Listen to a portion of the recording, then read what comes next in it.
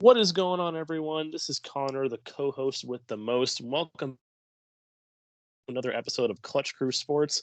I was off last week, but I'm happy to be back here. We got a lot to talk about in this episode regarding the NFL franchise tag deadline. There's a lot of big decisions that need to be made by teams before 4 o'clock Eastern time tomorrow as to who's going to get tagged and who's not going to be, which will be a nice segue into our free agency episode next week. But in addition to that, we also have some pretty big news regarding a certain player that you guys might have heard about during the NFL season, and pretty controversial, pretty crazy news that came out today. So we're going to get to that as well. Hope you guys enjoy. Now let me introduce you to the rest of the crew. What's up, everybody? Zach here. Happy to be here, and yeah, let's get on it. All right, so we are going to go around the shield after a lengthy and good basketball episode last week from Zach and Eric, but obviously we're going to start with the big breaking news which I was honestly not prepared to talk about until today because I wasn't expecting to talk about this, but during late October in the NFL season, Calvin Ridley, he stepped away from the Atlanta Falcons. He cited mental issues. He just wanted to, just kind of like a Simone Biles sort of situation in a way, like just want to, get his head right, take some time off, and then return to football when everything was right. He ended up sitting out the rest of the season, which probably to some people came as a little bit of a surprise. I think some people thought he would come back after a few weeks once he got everything situated, but he did end up sitting out the whole season. But now, the big news that came out today, Calvin Ridley has been suspended indefinitely, minimum of 1 season for sports gambling. Apparently, there was a stretch in kind of middle to late November after he had left the team where he bet on some games, which some of them did include the Atlanta Falcons and the NFL and pretty well every other major sport. They're really, really strict about this whole gambling thing. You can't do it while you're under contract. So, minimum 1 year suspension for Calvin Ridley. Only the 5th player in NFL history to ever be suspended for gambling. Now, the part about this for me that is going to lead into discussion is obviously this is a no-no. Like, we don't want players to be gambling, especially if they're playing. Like, I know Pete Rose got in a lot of trouble for that in baseball when he got banned for life because he was betting on games that he not only that he played in, but games that he managed as well. So that's a big no-no. But it's just crazy to me that you're looking at what's been going on here. He got a year-long suspension for this, and first of all, the NFL is really big in promoting sports gambling these days. I've got, if you're watching on YouTube, you'll see I've got the Caesar Sportsbook picture here with Caesar and his phone. There was commercials for that all over the place. There's always commercials for DraftKings and FanDuel, like lots of gambling advertising going on. So it's like you're going to advertise all this to everyone, and then Calvin Ridley is going to get a whole indefinite suspension, minimum of a year. And it just seems like a little bit excessive to me. I don't know what you think about this, Zach, but in my mind, I think it's like, I definitely think like maybe a full season is probably it, but I think the indefinite suspension in my mind is just taking it a little bit too far. I don't know what you think about it. Yeah, I actually disagree with you. I think this is a justifiable punishment. It's one of these things where this is severe stuff. This is like, to compare it to something outside of sports, possibly like insider trading, Mm-hmm. politicians and CEOs and stuff. And granted, I don't think Calvin Ridley, made a life's fortune from gambling. And like you said, he wasn't playing, and it's not like, I don't think he had a super big impact on it, but the optics of it are terrible, especially now that it's legal everywhere. And there's a lot of states that are, that have sports books and with all the money and everything going around the NFL, like, yes, they're promoting it. There's stadiums that are named with, sponsors like DraftKings, Caesars, that sort of stuff. But and that's why I think it's a bigger deal, is because gambling is no longer like just reserved for Las Vegas or, an illegal under the table activity that people do. Like, this is a big deal now. Like, lots of people have access to it. Lots of people participate in it. So for the NFL to sustain this, legally, you can't have players. And also too, what they've said is, making an example of this. I think that this is exactly what it's intended to do. If you give a guy a 6-game suspension for gambling, he's still going to get his contract after that 6 games is up. I know his contract is also voided for this season, so he's not going to make any money. So this is a severe thing that I think you have to do, not only to punish the player, but to punish future people from also participating in it. Yeah. It seems I like your explanation there. Definitely makes it seem a bit more justified. So, but now the question becomes, in my mind, really. So, this has been a topic that's really been coming up on Twitter a lot now. The NFL and its justice system has always come under scrutiny for different things, but now a lot of people have begged the question. Okay, so Calvin Ridley gets indefinite suspension, 1 year, minimum 1 year ban for sports gambling. Obviously, Zach just explained why that looks bad, but you have these players that, they go out like Kareem Hunt and his domestic abuse that he committed. There was some stuff with Tyreek Hill where he possibly committed domestic abuse. Obviously the past, the whole Ray Rice incident and everything. So, you have the precedent set in the NFL that domestic abuse is only a 6-game suspension, which in my mind, that's like a far more severe, like that's an actual crime. Even though, yes, obviously this is a bad look for the NFL, with the sports gambling, domestic abuse is a felony. That's a real crime, so, and it's one of those things that these players commit these crimes and they only get a 6-game suspension as opposed to like a year-long suspension or anything. So do you think that now this could be something that could spur a debate where the NFL, increases the suspension time for other offenses? I don't think so, just because this has nothing. I think this has nothing to do with it. When we see domestic violence cases in suspensions, it's usually the big deal about that is the video. If there's a video that people can see, and if the league has had a lot of issues with that, that's when they're going to take it seriously and potentially do a year suspension or something really, really major. An isolated incident without a video, I don't think, if let's say there's an accusation or something legally, right, there's nothing that happens, like, I think it'd be a slap on the wrist sort of thing. I don't see anything changing in that aspect.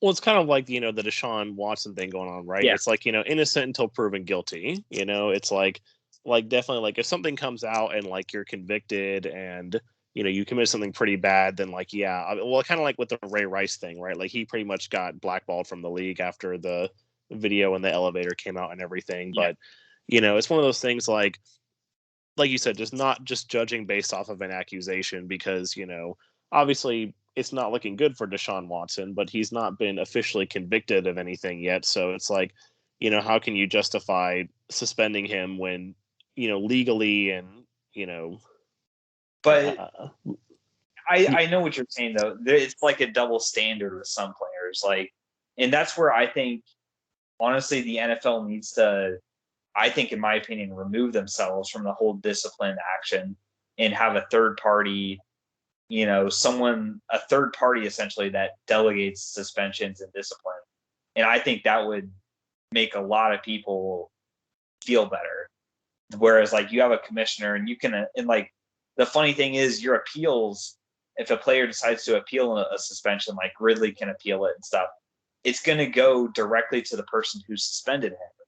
Yeah. So that kind of a conflict of interest there. Like, yeah, exactly. So I think the NFL needs to change how they do suspensions, starting with, getting a third party, judge sort of thing to come up with this stuff.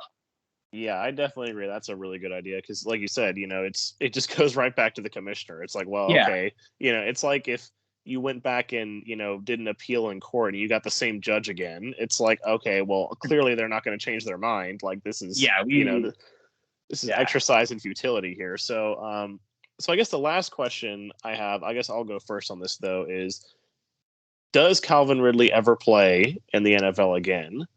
And honestly, if I have to say, I think it's going to be a no for me, just because I don't know, I feel like a lot of teams really don't want to, if he really does have, like a gambling problem or really just some sort of mental health problems that he really needs to work on or whatever is going on in his life. I feel like a lot of teams have already seen what kind of went on with the whole Josh Gordon saga and his long strain of suspensions and coming back and then getting suspended again. And it's just like, I feel like teams really just don't want the headache that would be involved with everything that's happening with Calvin Ridley right now. So, in my opinion, I'd say that he's not going to play another snap. I don't know if you feel the same or not, Zach.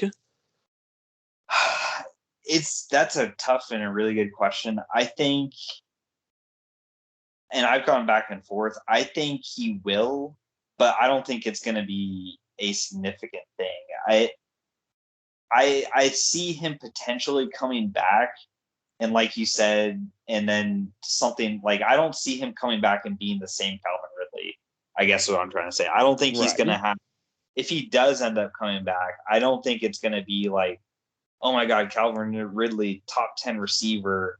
I think it's going to be like, people are going to be like, oh yeah, remember Calvin Ridley, and he'll get a chance on some team. But it's tricky because who knows if he even comes, like, he's going to have to work his way back. I think he's going to have, like, with these indefinite suspensions the NFL does, like, you can't just, it's not just a regular suspension where once the time is served, you're back up. Like, when they say indefinitely, it's pretty much whenever they want you not to be suspended, if they feel like enough time has passed, or you have to, have some remorse or whatever, do something special. Whatever that is. Yeah, I don't know. Community service. It seems kind of silly to do community service with gambling. That's not that's why I'm like, as you were saying that, I'm trying to go through my head. Like, I'm not sure what he would have to show that he changed, like that you didn't go on DraftKings for like 3 weeks or something. Like, yeah, go to your internet. Yeah. I don't know though. I don't know. Maybe he has to like volunteer at like a gambling addiction center or something like that. I don't know, but yeah, it's gonna be interesting to see. But I do think after a year from now, we're gonna, like, this won't even be on anybody's radar if it happens. And quite frankly, I don't know how good he'll be. It's gonna be 2 years pretty much without him playing, and I thought he was a good receiver, but not a great like elite, all pro receiver. So it's not it's not like Antonio Brown level, where it's like, oh God, this guy's the top receiver from the 2010s. Yeah, top receiver, future Hall of Famer, possibly,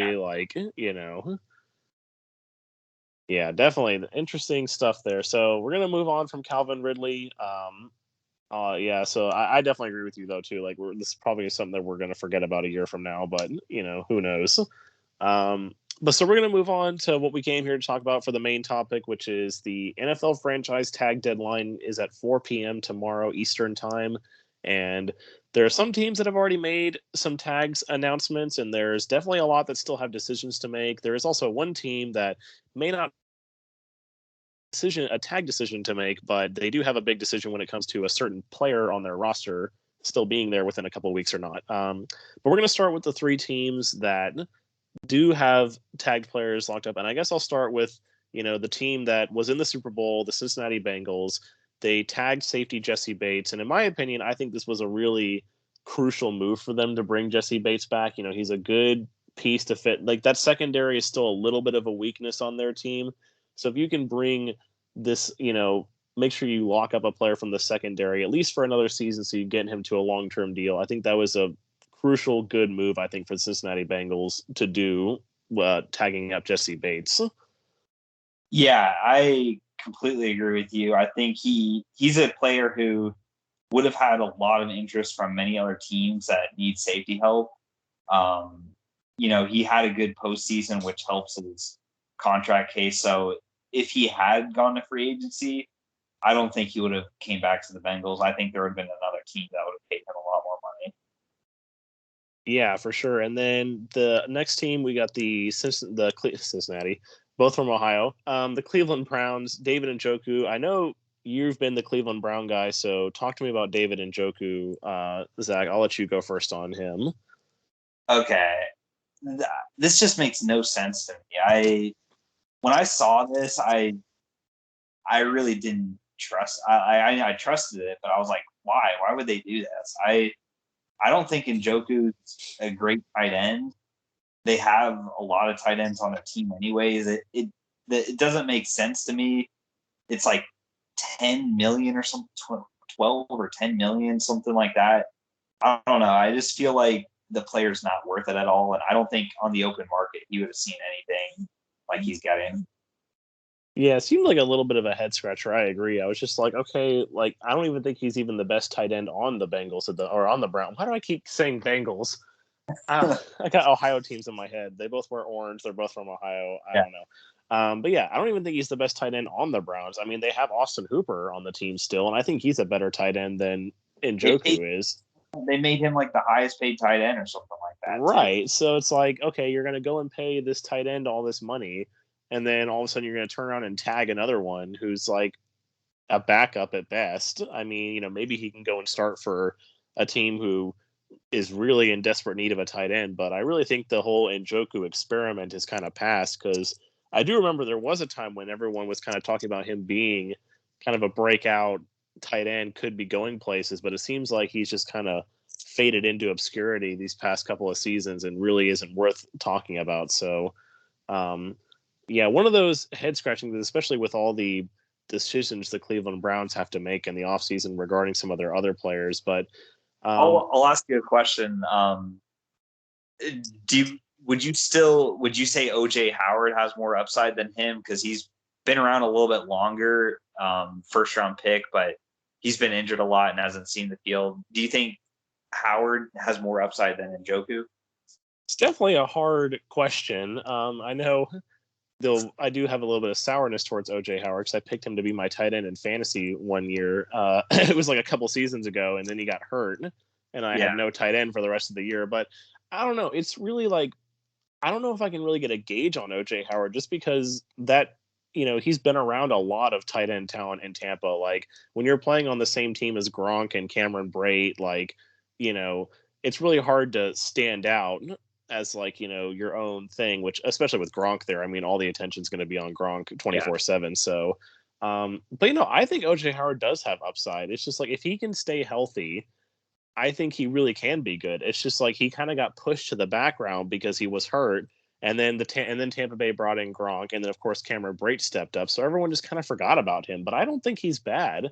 I think someone could really get a lot of use out of him if he was used in the correct way. I mean, we still don't know what's going to happen in Tampa if Gronk has not officially said whether he's going to retire or not. So, I mean, who knows what's going to happen with him? But I'll go on the side of that OJ Howard has more upside than David Njoku does. I agree with you. Yeah, and so unlike the Cleveland Browns, I think moving on to the Kansas City Chiefs, the last team that had a franchise tag today, I think they were smart, as well as like them and the Bengals, I think were the two smart moves. Tagging Orlando Brown, really trying to shore up that offensive line for Patrick Mahomes, especially after the disaster that was Super Bowl 55, when the Chiefs had no offensive line. That seemed like a pretty procedural move to me. I don't know what you thought about it, but I liked it for Kansas City. Keep that offensive line intact.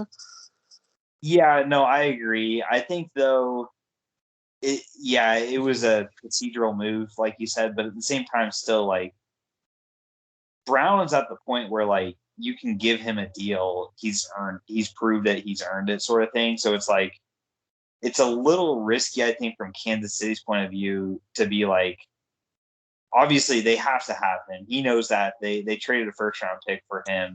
He knows the team needs him. They know they need him.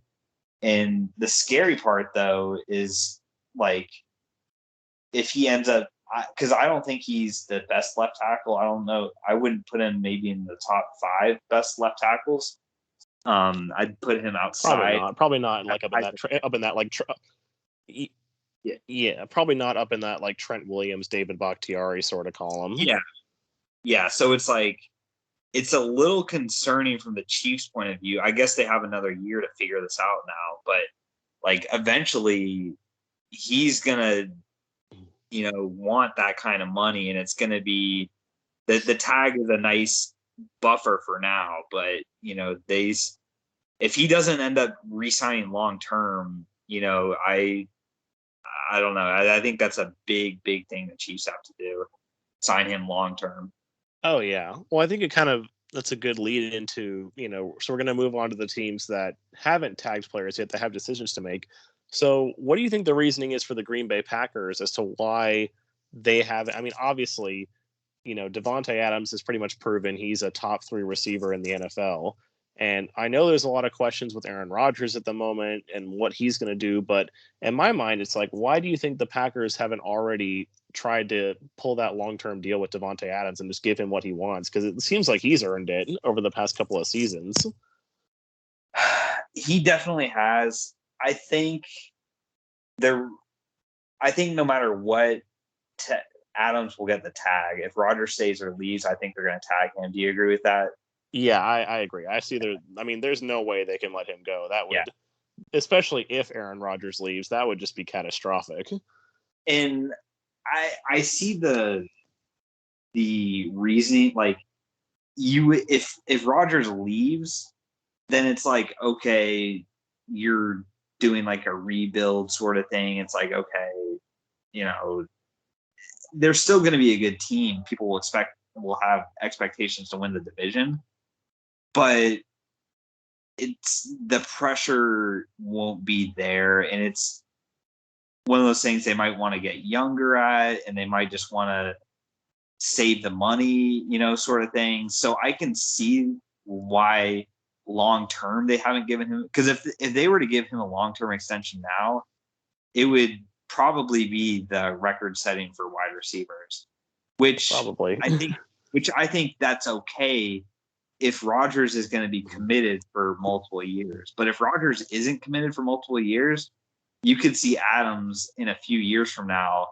and have a very, very high contract and not have a good quarterback with him and not have great production either. So they have to be careful to not just make him the number one wide receiver, number one highest paid guy. So that's why they're waiting for Rodgers to make up a decision, in my opinion. And Rodgers needs to just make a decision. It comes down to him. Like, he's screwing over the Packers if he's going to end up coming back to them and wait so long. What do you think? Yeah, no, I agree. It's like one of those things that the Packers, it seems to me, they can't move forward as an organization without knowing what he's going to do. I mean, it's not like you've got, trying to pick like a not really notable player. Like if like Marquez Valdez-Scantling or something was like trying to decide if he wanted to come back or not, the Packers, they could just, forget about it. Like, we'll move forward as an organization. Who cares, sort of thing. But like when literally the centerpiece of your team, the back-to-back reigning MVP, has not decided on his future, it's like, well, like this is going to be a major like shift in what we're doing, because if he stays, like, you're right, if Aaron Rodgers stays, Adams will most likely become the highest paid receiver in the league. They can focus more on like, all right, we're still in win now mode. We can focus on maybe getting some of those extra pieces in free agency. We don't need to worry as much about the draft right now. Maybe we can trade some of those draft picks away to get more pieces to help him.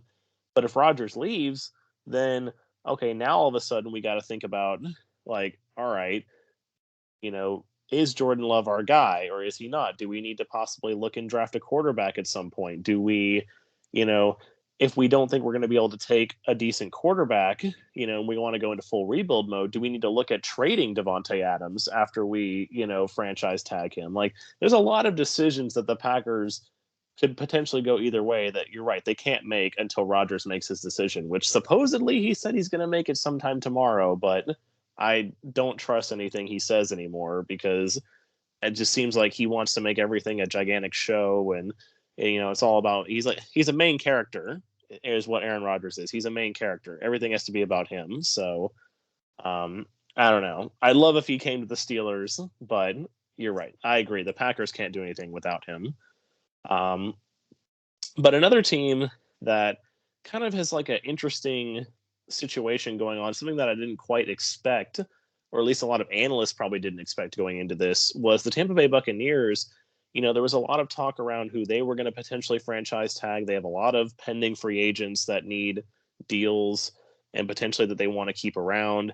There was a lot of buzz going around that they could potentially tag Carlton Davis.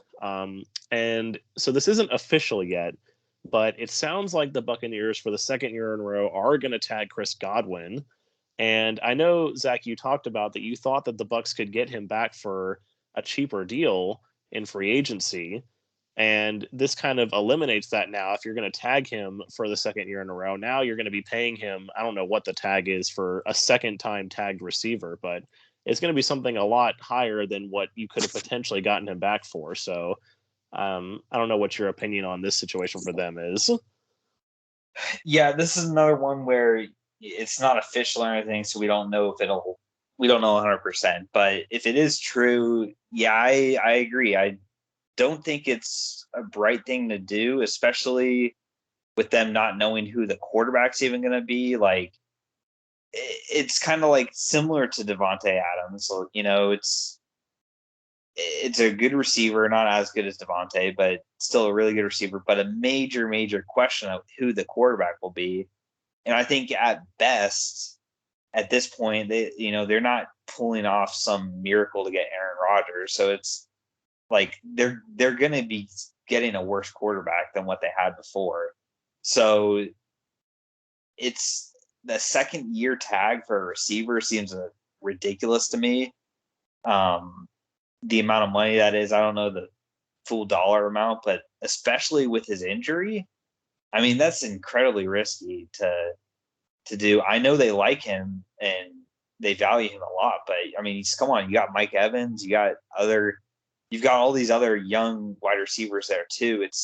This is the natural thing to do, is you have to sometimes let go of some players, which they inevitably will. But I pictured Godwin leaving for sure. A little disappointed the Jaguars won't be getting him.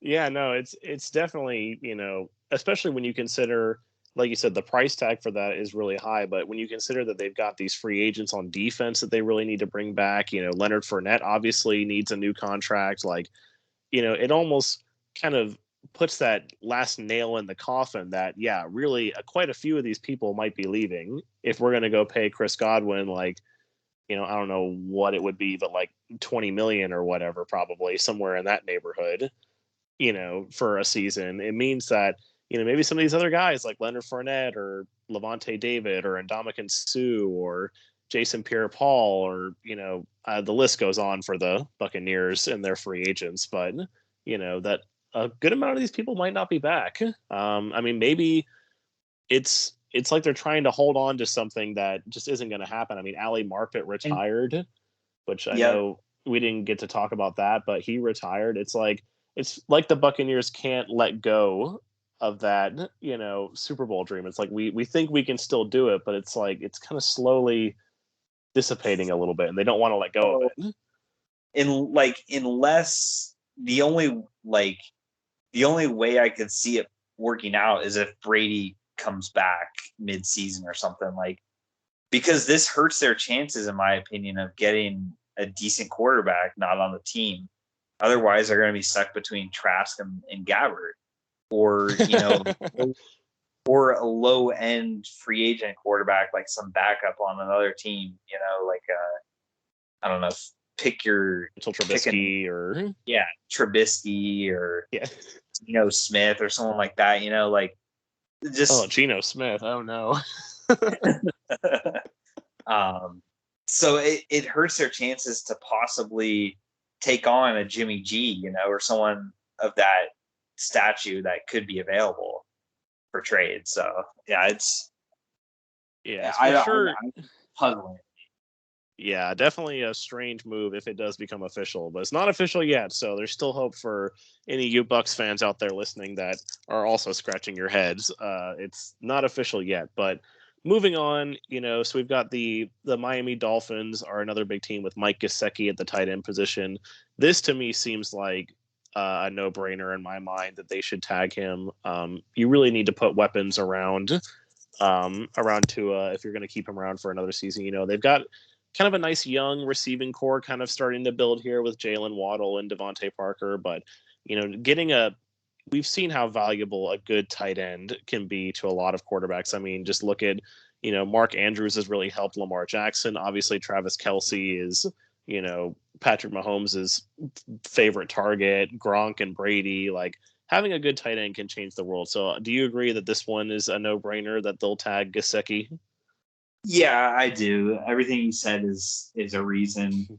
And also too, he's gotten better like every year of his career too. Like he's progressed the way you would want. I think he was like a second or third round pick to progress. So it's a perfect situation for him and the team. I think the tag is always to me though like a little. It's never ideal. I mean, what do you think about the tag in general? Do you think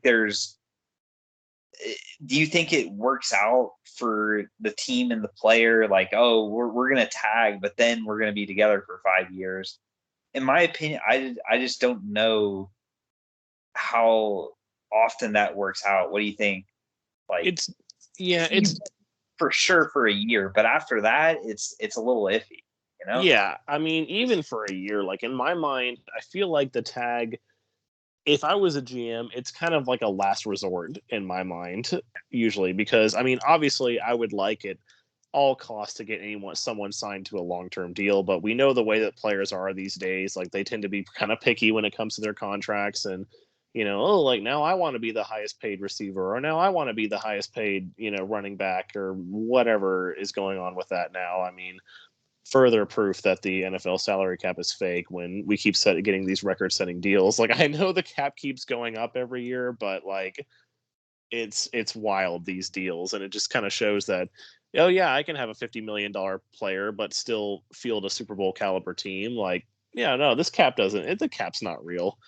But Just wait till you get to the NBA.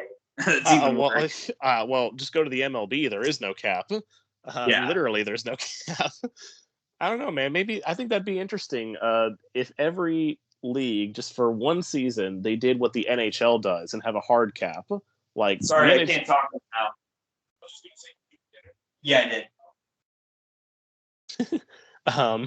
but yeah, I think it would be interesting if, like, for every league, just for one season, if they had a hard cap like the NHL has, and just like, you know, okay, there's none of this like, oh, I'm gonna extend this contract out for this many years, and I'm gonna, do this and do that, and somehow I'm 100 million under the cap, but I'm gonna tag this guy. Like, there's gonna be none of that happening. Like, hard cap one season, I'd love to see it, because honestly, it would make the off season potentially a little bit more interesting sometimes.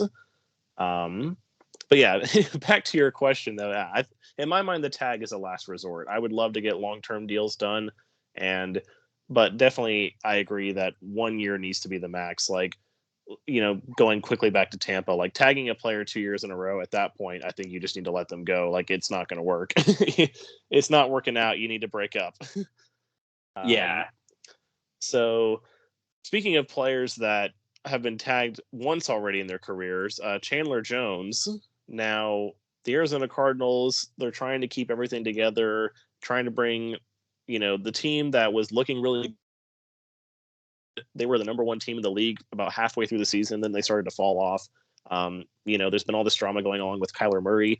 The big name that's been swirled around for them is Chandler Jones, but this I don't see is really I think you mentioned it, that since even though he wasn't initially ever tagged as a Cardinal, since he could get tagged again, that would still count as a second tag, and his cap hit would be ridiculous for someone his age. So I think it's probably not what's going to happen for the Cardinals. But if they're not going to tag him, what do you think they'll like? Do you think they'd be able to get him back for a reasonable price in free agency?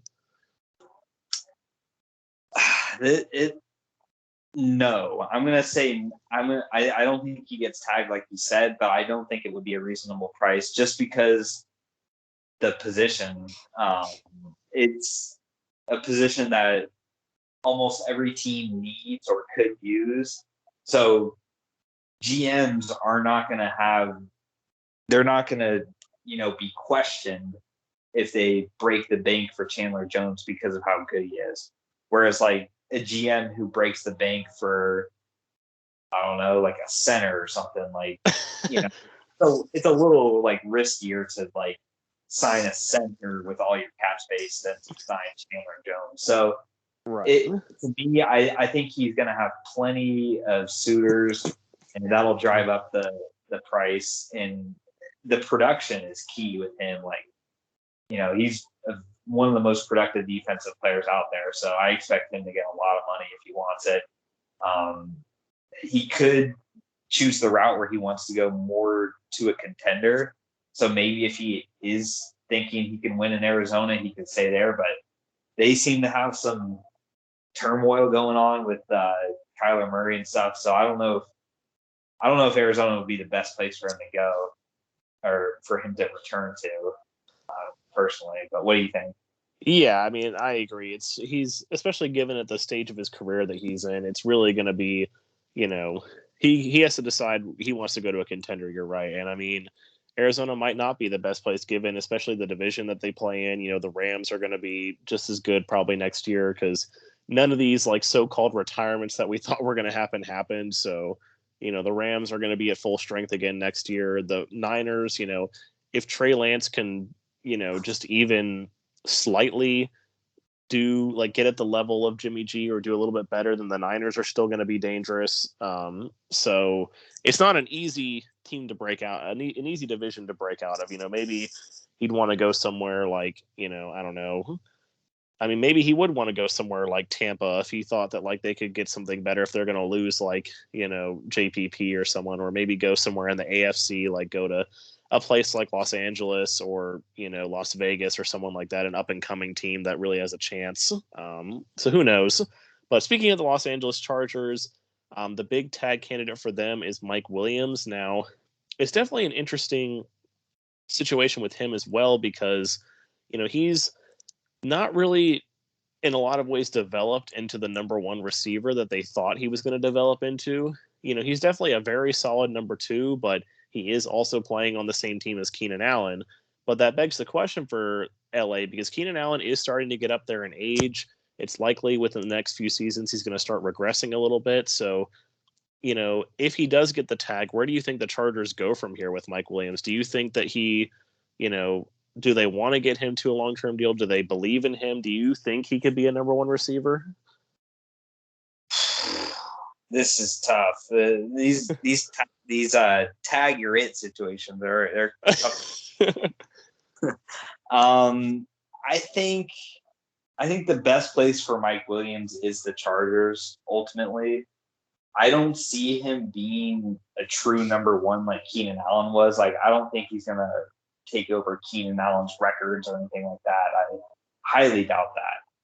But at the same time, I think if he's not tagged, I think he goes somewhere for a big money, like 3-year contract, and I just don't think he's going to live up to it. I like his situation where he's at. Unlike Chandler Jones, like we were talking about other suitors and stuff, like I think for him, the best spots, the Chargers, I think it'd be good for him to lock up a long-term deal there. The familiarity with the team and all that. So I think he should stay where he's at. I think the team should try and re-sign him on like a team-friendlier deal. Maybe a little bit more of a discount to stay with some more security in the contract. But that's what I think about Mike Williams. Yeah, definitely an interesting situation because I agree with you. He could easily, if he doesn't get tagged, he could go the way of, there's been plenty of receivers that have tried the same thing.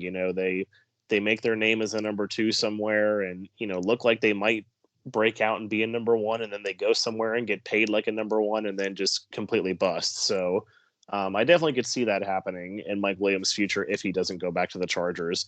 Then we have a couple defensive guys here with the Tennessee Titans and the New England Patriots. I'll kind of just group them together. Yeah. So with the Titans, we have Harold Landry, a great young linebacker. And then same for the Patriots with a young player, J.C. Jackson, a good young cornerback for the New England Patriots. I don't know what I was trying to say there. But two guys that, you know, very different defensive situations here, in my opinion. Obviously New England has a fantastic defense. I think they should tag him. I think they should try to find a way to bring him back. But it's definitely a situation where I don't think they would necessarily feel the loss of JC Jackson as hard as the Titans would if they were to lose Harold Landry. So, because I have heard, this is more unofficial news, that it seems like the Patriots will not tag JC Jackson. And like I say, in my opinion, it wouldn't be as big of a loss as, like, I think the Titans need to do whatever they can to hold on to Harold Landry. I think he's a really good talent for them, and it's a defense that's sorely in need of playmakers. So do you think that's kind of the situation, Zach? Like, it would be more hurtful for the Titans than it would be for the Patriots to lose their guy? I agree with that. If both make it to free agency, I think neither stay on the team. They would both be paid more somewhere else. So this is where the tag does kind of save you a little bit of money. But yeah, Landry's for sure more important, I think. I think Jackson might be the better player, but as far as impact, I mean, Landry, he just had a breakout year. I guess that is the difference between the two, is Jackson has been more consistent, whereas Landry's, had more of a breakout sort of season. So I could see the argument for Jackson because he's, had the most interceptions or whatever in the past 3 or 4 years. But yeah, I would still pick Landry. I just think for the Titans, he's more valuable. Yeah, definitely they need to do whatever they can to shore up that defense. Now, the last team we have here that is a tag candidate team, that is going to be the Jacksonville Jaguars. And so the two main candidates that have been floating around for the Jaguars, DJ Chark and Cam Robinson. So, Zach, what do you think? What direction do you think the Jacksonville Jaguars should go with these two players, and if they should use their tag or if they should not use it? Yeah, this is a good question for me. If I'm Trent Baalke here, I would say first resign, but then second. I was wondering where you were going to go. Like something like that popped into my head. Like, just go away and hire someone new. Yeah, I would hire a replacement for myself. But no, for real, I wouldn't tag either of them. For Robinson, it would be his second tag, so you would get into very, very elite tackle money. Chark would be his first tag, so it would be just like a regular receiver amount. But I just don't think either. I'll say this too: both are highly injury prone.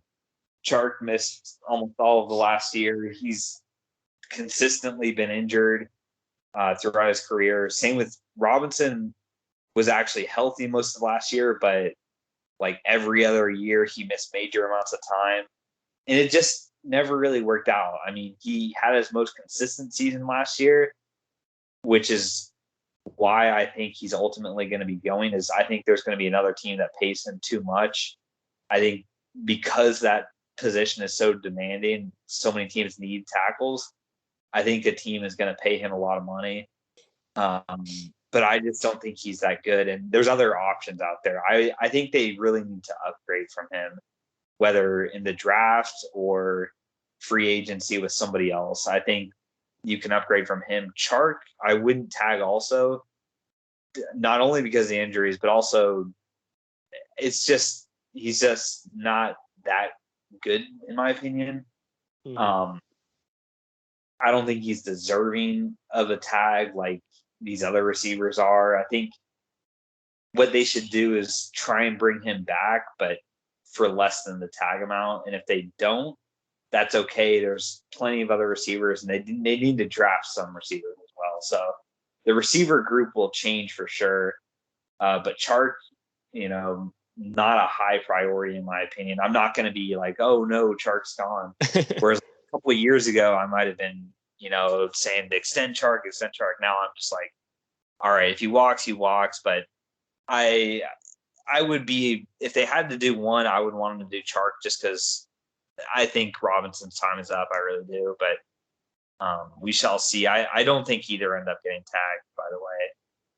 Yeah, I mean the Jaguars are definitely in an enviable position. I mean, it's definitely a different situation from last year because they were in the enviable spot because they got the quarterback they wanted, Trevor Lawrence, but they're in a different enviable situation this year where it's like really, you could go with whatever you want. It's like if you want to go with one of the really high tackles at that first spot, you can. If you want to go with a really good defensive player at that top spot, you can. Like they have a lot of options at the first pick. It's definitely going to be interesting to see what they do. It's not a foregone conclusion like it was last year, where it was like, oh, okay, well, obviously, except for some of these, other San Francisco 49ers podcasters, it was obvious to everyone except them that Trevor Lawrence was going number one last year. Yeah.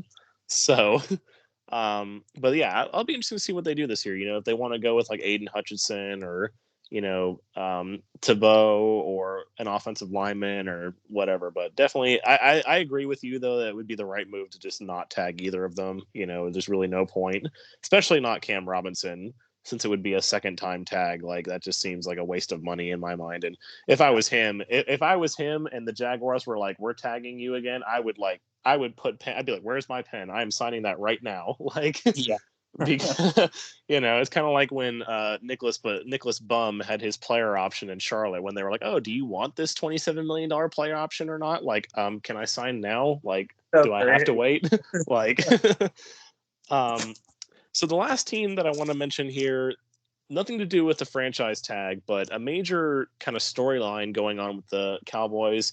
We talked about probably during the wild card recap about the Cowboys, how they have a lot of their cap concentrated in quite a few players. You've got Dak Prescott, Ezekiel Elliott, DeMarcus Lawrence, Amari Cooper. Those four are eating up a large chunk of their cap. The Cowboys are in a really bad cap situation, and it's sounding like the Cowboys are ready to move on from Amari Cooper.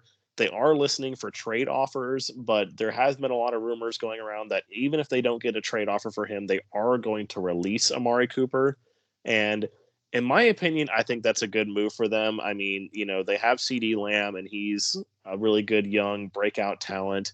If Michael Gallup can come back and be healthy from his injury, I think he's a good talent. He just has been kind of overshadowed, especially last year when, you had the duo of Cooper and CD Lamb. I think Amari Cooper, he can probably go and get paid just around that same amount somewhere else, and it saves the Cowboys a lot of money and gives them more room to do other stuff like keep building up that defense, possibly shore up the offense. They've been talking about getting a little bit of a rebuild going on with their offensive line, get some new offensive linemen in there. But I think Amari Cooper is an important first step for them in getting out of this hole. I don't know what you think about the situation, Zach. Yeah, it's an inevitable situation. I think they're doing it right as well. They've pretty much publicly said like he's up for auction, like, give us your best offer or he's gonna be cut. I don't I think ultimately he will get traded. I think probably like a fourth or fifth round pick might get it done. It, and I do think it's smart. They have to get under the cap, and they have wealth at that position. So it's a position that they can afford to give up. And honestly, like Cooper wasn't even he was good for him, but he wasn't, like the most important number one guy that like some teams like a Cooper Cup, he's not like that sort of role for them. So um, it's unfortunate for them, but that's the reality of the NFL with, the cap circumstances. You can't hold on to these players forever. So they paid him a lot of money at the time, and now they've realized that that was too much. Yeah, well, maybe they'll start to realize that they gave too much money to Ezekiel Elliott too, because seems like maybe they're starting to get into that mode that they paid these guys way too much. But that's going to wrap it up for this episode, guys. Thank you so much for listening. It was good to talk about all these. It'll be interesting to see if we're right about some of these tag picks and where each team's going to go. Zach probably won't be happy if he wakes up and finds out that the Jags have tagged Cam Robinson. Yeah. That'd be pretty bad, but it'll be interesting to see where this goes. But again, thanks for listening. Make sure to follow us on Twitter at Clutch Crew Sport. Subscribe on YouTube. Clutch Crew Sports is the YouTube channel. Drop any comments or questions you have down below on Twitter or on YouTube. We'd be happy to answer for them in a future episode. And as always, guys, be clutch. Bye. For Eric, peace.